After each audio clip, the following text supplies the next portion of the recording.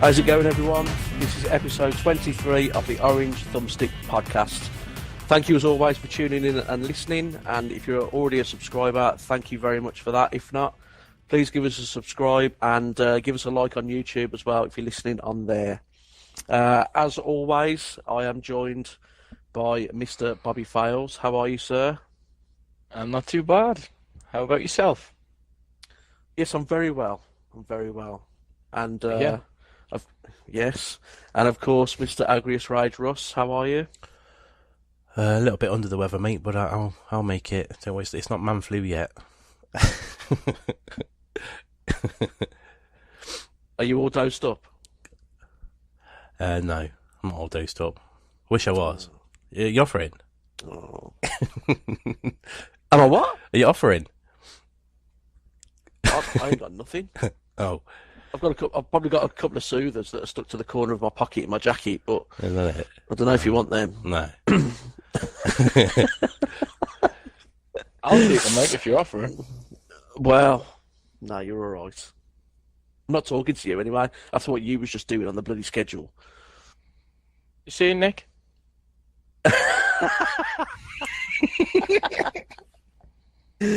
Yeah, whatever. My name's Dave, the host.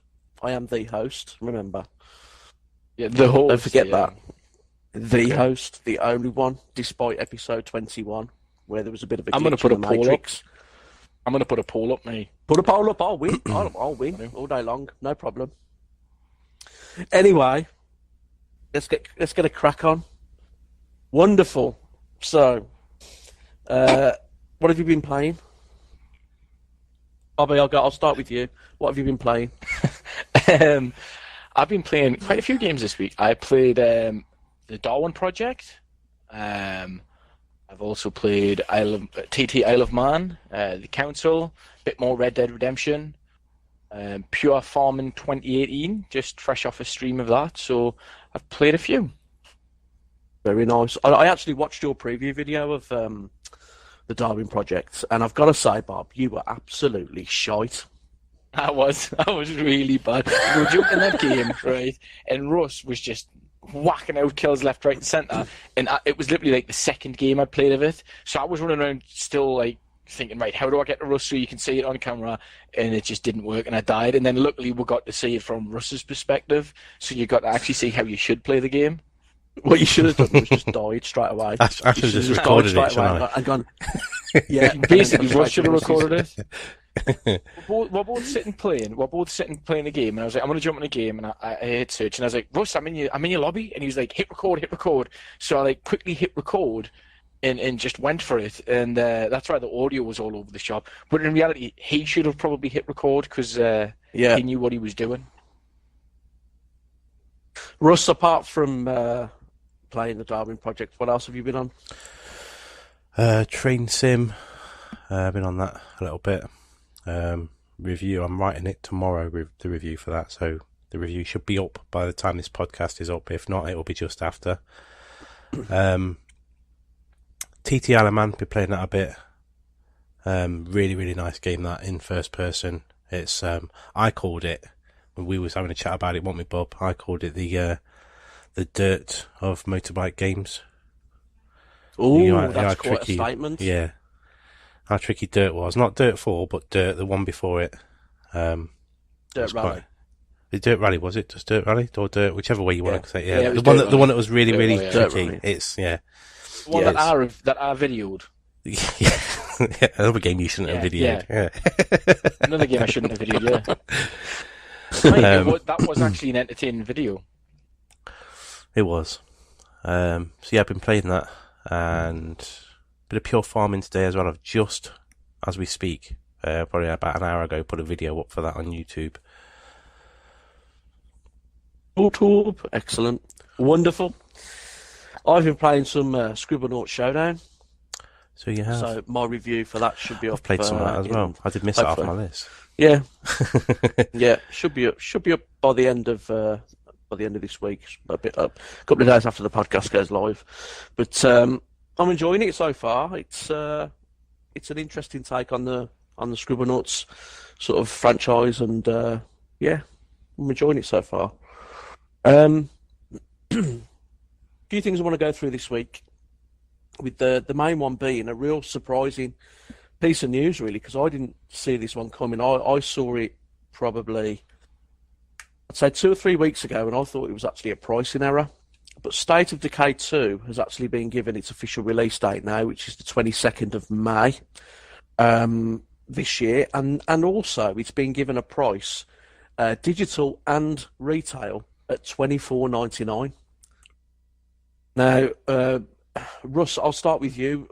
I mean, I've seen gameplay footage of this, and it does not look like a 25 quid game. It looks like a full price 50 quid game from what I've seen on gameplay videos that have recently been released.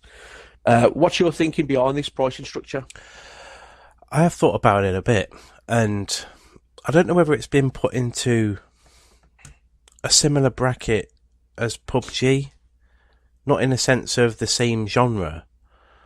I'm sort of losing myself here a little bit. Can you see where I'm coming from with this? It's got that a little bit. It's got a vibe. They've got the similar vibes, aren't they? You know, there's going to be online to it, and it's survival sort of styled stuff. And the price point worked well for PUBG. I know that game's in game preview, but there's a few other games that's released recently as well that have had a slightly smaller price tag. I've noticed more the $40. 35 quid mark for us, rather than an extra tenner on top.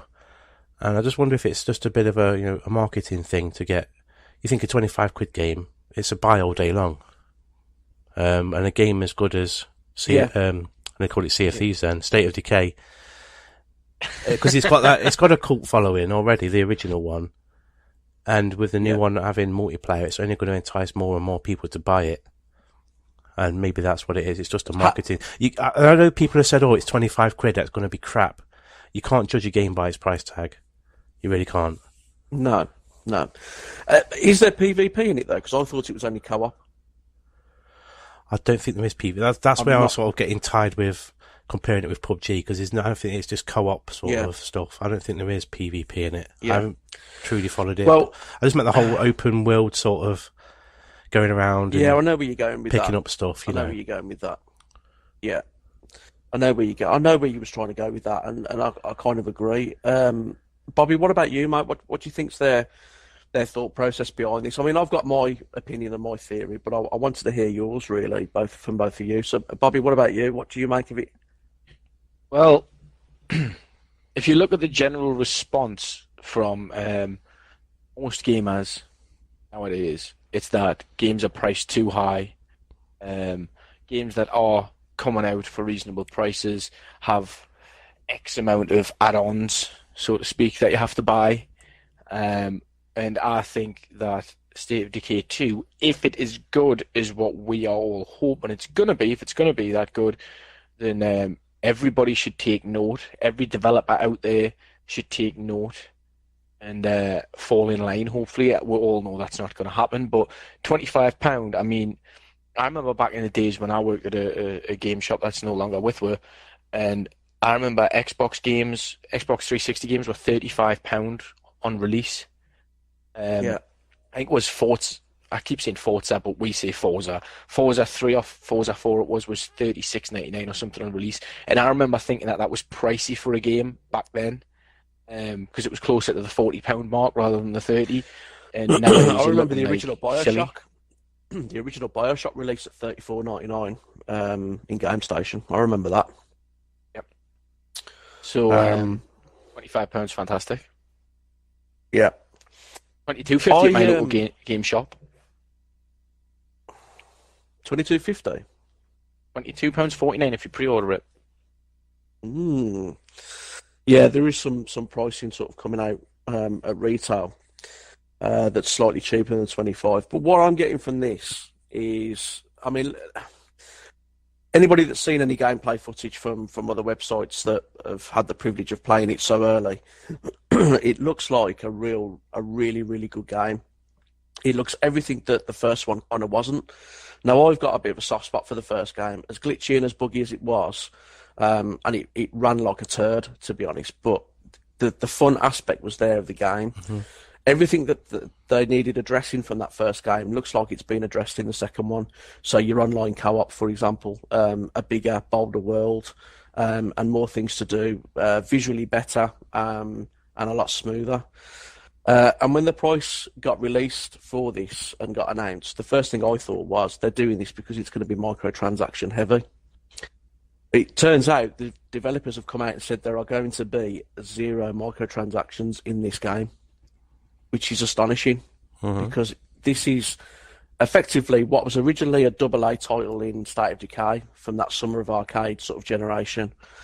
This has now become a AAA product with a AA pricing structure, and I'm absolutely gobsmacked by it. I'm speechless. It's a genius decision, and this is why I think it's genius, because with a game like State of Decay, I think it's going to be a case of once you've kind of finished the game or got as far as you can do with it, there's going to be very little incentive to go back to it.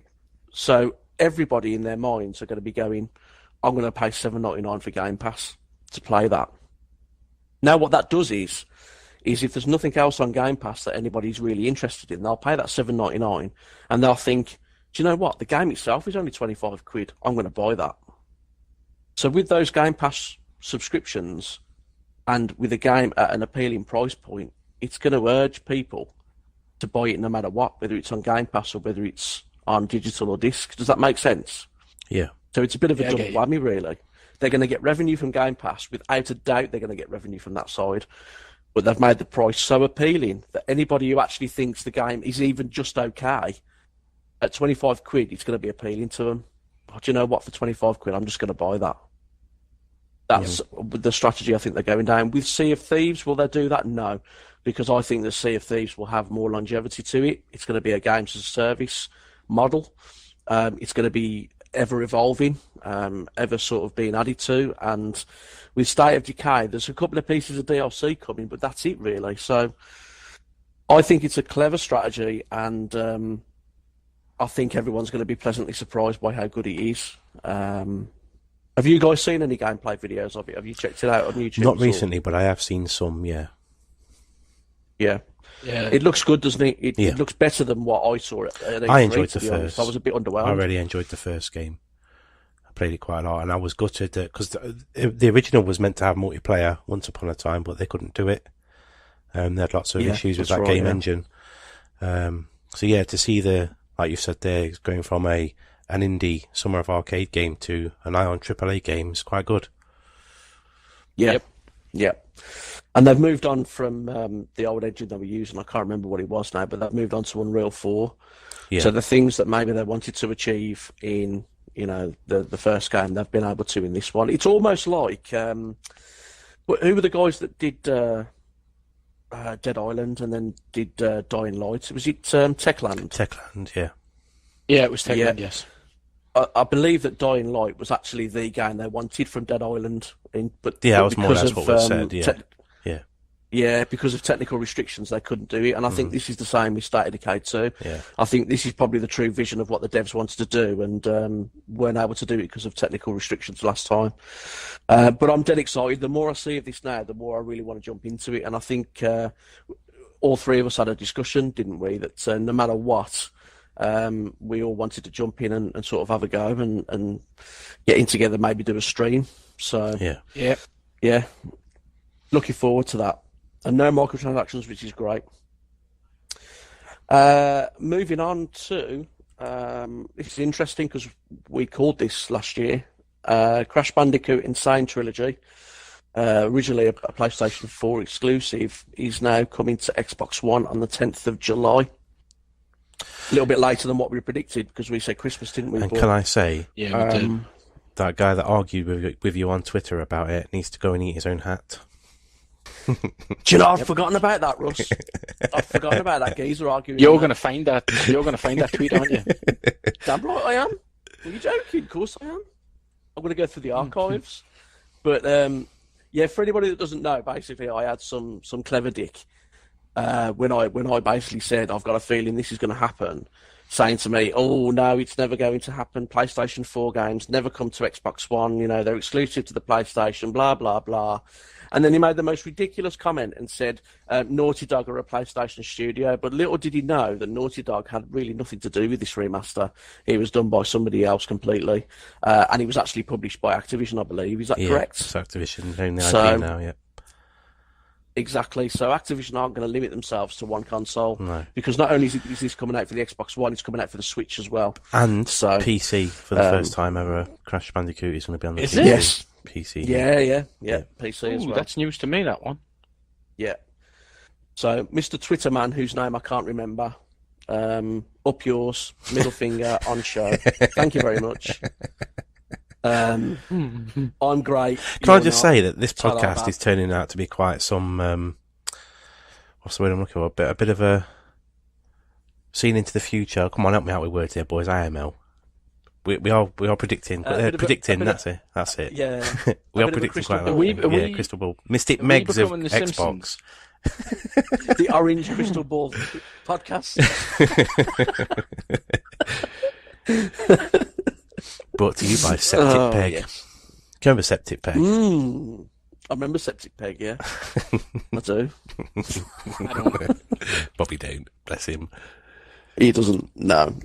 But it's great news because the original trilogy was it was a really good trilogy for its day, and from what I've seen of the remastered one, I haven't actually got it on PS4, but I have seen gameplay of it, and it looks good. It's supposed to be rock solid, but it looks good. So it's good news for all your Crash Bandicoot fans. It is coming to Xbox One, despite Twitter arguments in the past.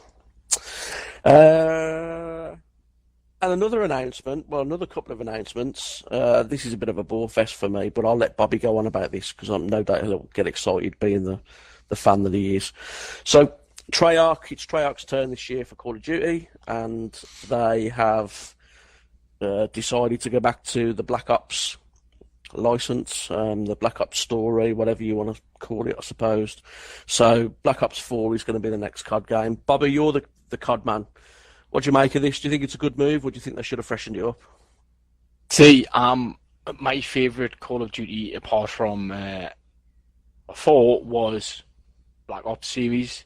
2 being my favourite, but 3, me and Russ played a little bit, didn't we, Russ? And wasn't the biggest fan. Played through the campaign and then didn't touch it afterwards. So I'm really hoping that Black Ops 4 kind of brings it back to its roots, but I don't know, they might ruin it, they might not. I'm just going to hold my breath and wait and see, I think, on this one. What was wrong with the campaign on 3, Bob, compared to 2? What was wrong with it?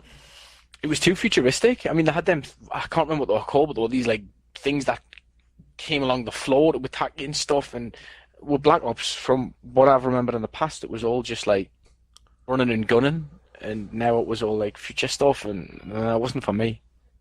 And what about the multiplayer? Did the multiplayer differ in any way from 2 to 3? Not that I can remember, to be honest with you, because I hadn't played 2 for the Call of Duty. I hadn't really played a massive amount of until 4, from 2 really. So I've not really been massive multiplayer fan with that one. To be honest, I wasn't with World War II. I know it wasn't Treyarch, and I prefer the Treyarch games, but I didn't really play a lot of online then. I don't know what's happened, but it's literally since I started reviewing, I've stayed away from the first-person shooters online. Just actually, something I forgot to mention of a game I played, I started playing Halo 5, playing the Halo 3 playlist I had, and that's been like my first real venture back into first-person shooters online since the days of before I reviewed. Yeah. Russ, what about you? What do you make of the COD series, mate? Because they kind of came back with World War II last year, didn't they? They got a good reception. I think, fell out of love with it when it started going futuristic. It was one of the Black Ops when you started having flashbacks and you start seeing Reznov, and it was all going a bit weird.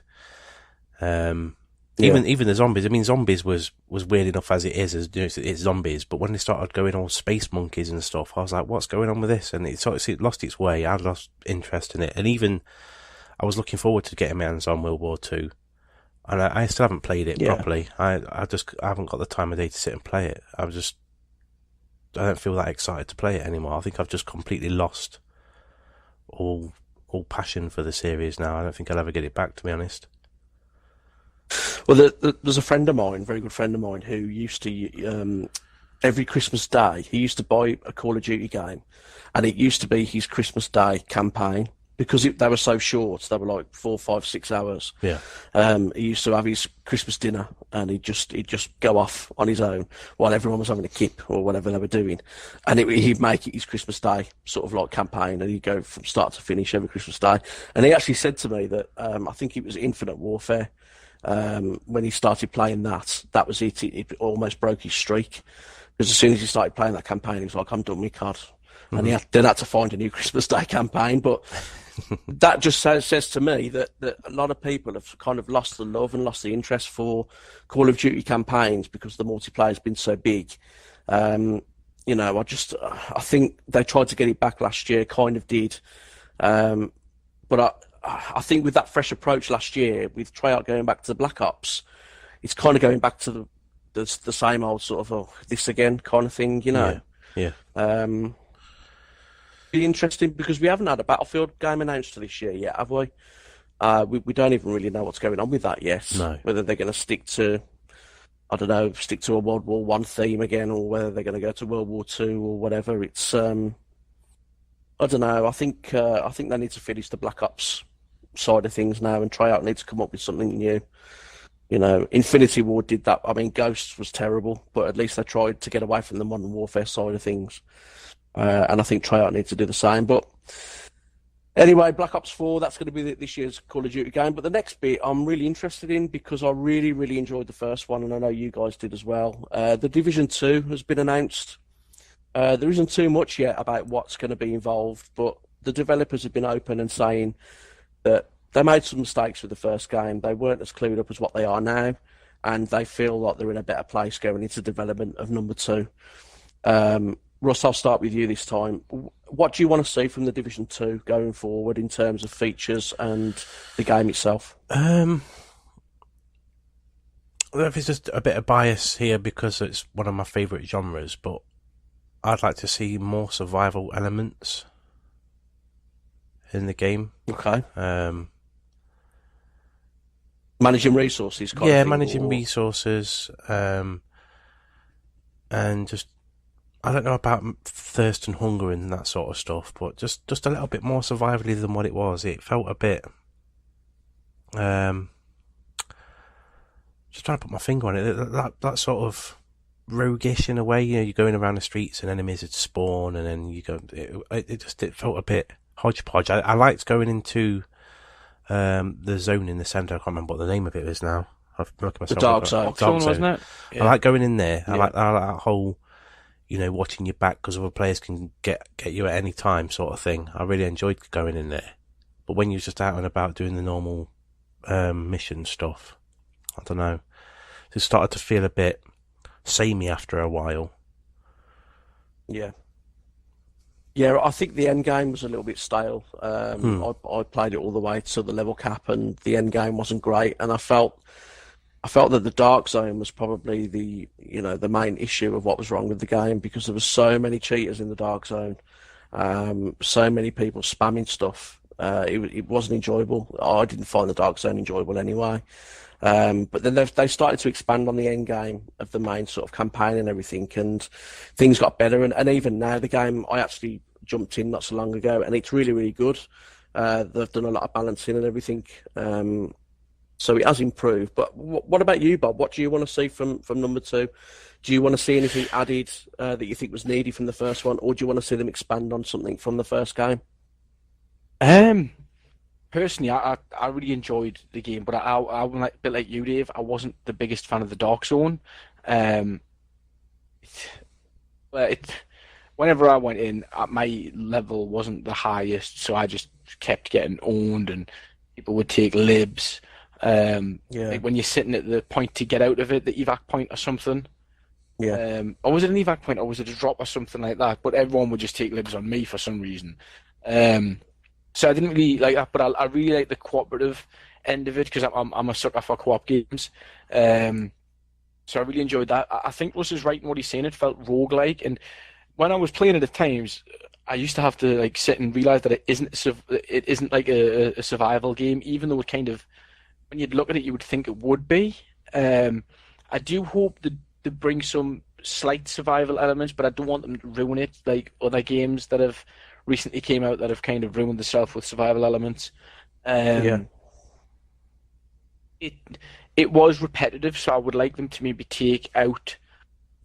Basically, no matter what way they go with it, it's going to feel repetitive, but try and maybe mix that up a little bit, so it isn't just a grind constantly. I am really looking forward to seeing what they do with it, and that's another one that I think we should all stream together. Like we said, State of Decay 2, I think that should be on the list for when it's out for all of us to stream together. Yeah. Yeah, I think from my point of view, I'd like to see custom bases. You're going about the survival side of things. Maybe custom bases could be, a sign of that. Sort of find a location in the city where you can have a base, customize it for the, the tech that's in there.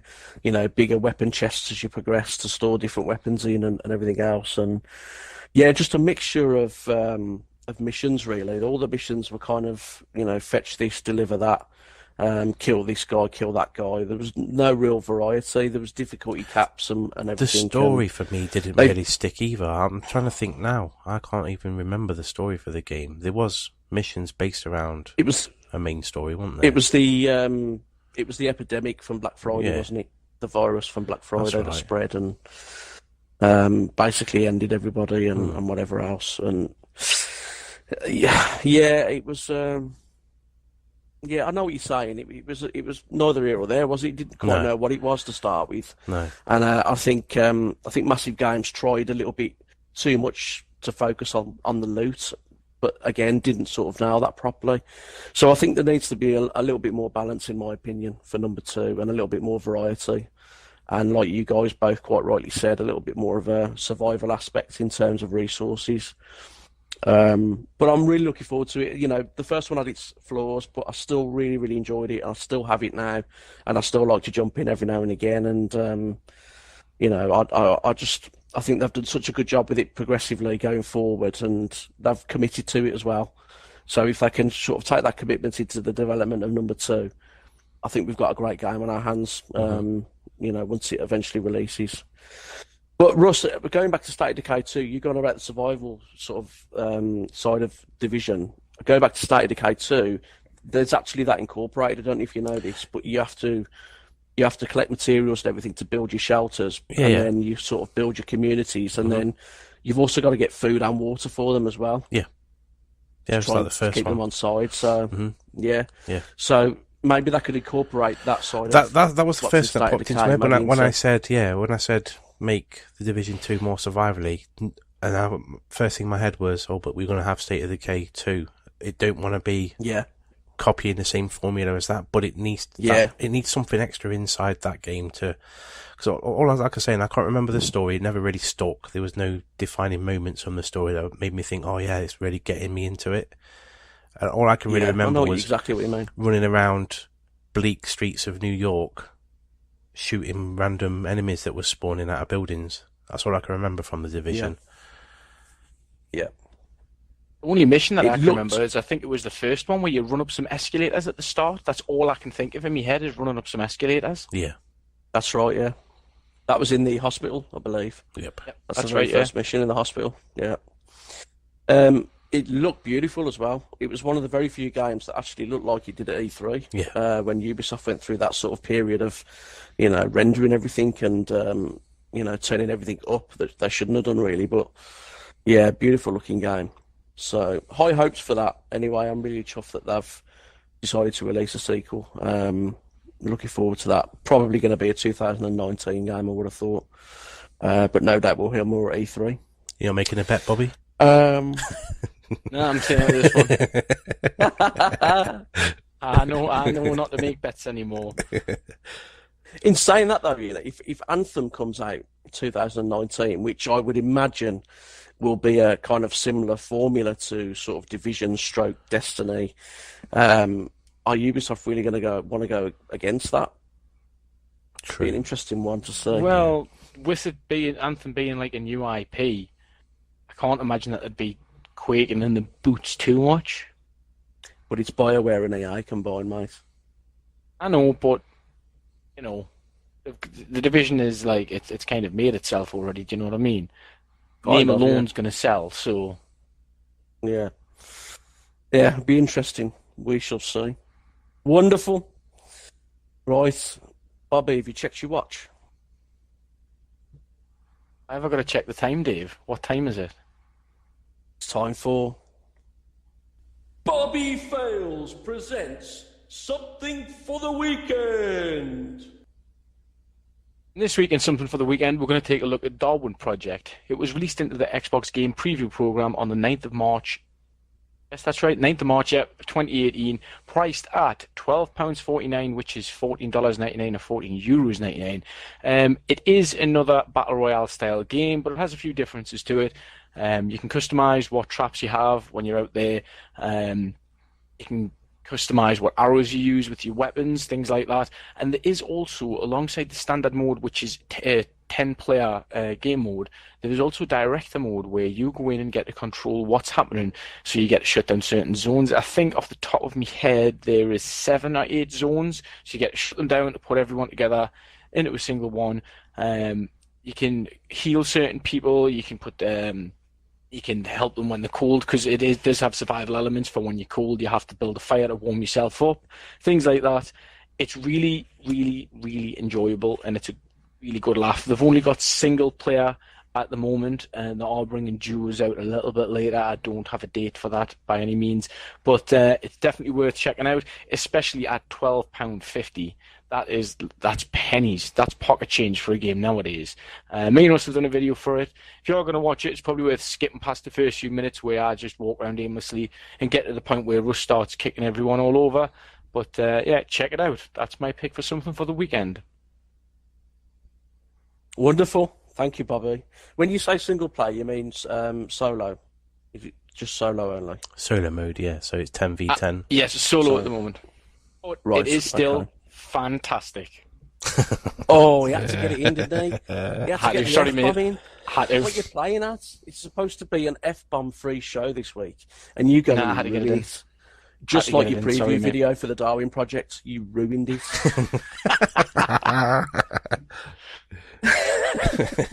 Anybody Even who one of my wants next to see- preview vids. One of my next Anybody preview who wants vids, to I'm see going to drop Bobby- fantastic into it. I am. Anybody want to see Bobby completely ruin a game and you know, just completely just ruin the whole experience? Go and check out our preview video for the Darwin Project. You'll be howling. I was laughing me. If you ever want to see Dave ruin a game and just ruin the experience, just read his Turok review. Well, you never, so everyone else might as well.